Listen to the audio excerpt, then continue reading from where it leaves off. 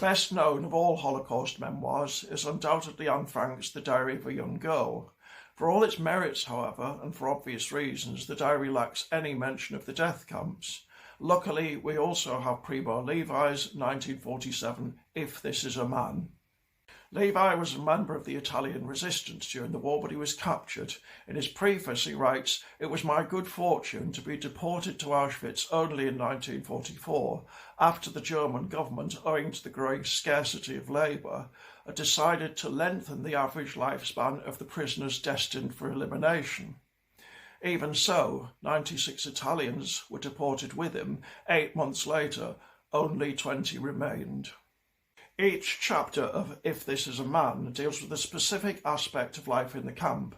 It's an excellent book for teaching about the Holocaust because it doesn't necessarily have to be read as a whole.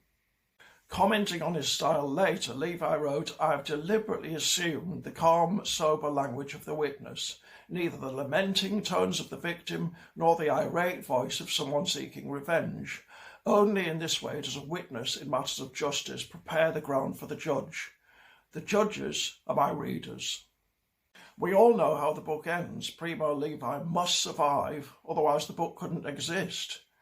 Yet there's still a gripping narrative tension. We want to know how he survived. How did he beat the apparently insurmountable odds? But that's in the background. Above all, the author wanted to understand what it means that human beings can do something like this to other human beings, and what kind of beings they become when they're subjected to such deprivations. He deals with both questions in Chapter 9, the drowned and the saved.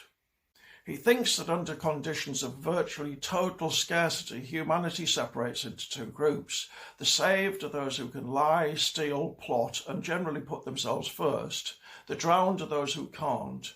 To sink, he writes, is the easiest of matters. It's enough to carry out all the orders one receives, to eat only the ration, to observe the discipline of work and the camp. Experience showed that only exceptionally could one survive more than 3 months in this way. The drowned always constituted, he tells us, the backbone of the camp.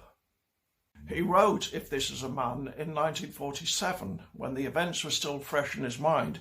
No major publisher wanted it. A small one published 2,500 copies, then went out of business. The book didn't see the light of day again until 1958. Which is astonishing because it's undoubtedly one of the really great memoirs of the past century, if not of all time.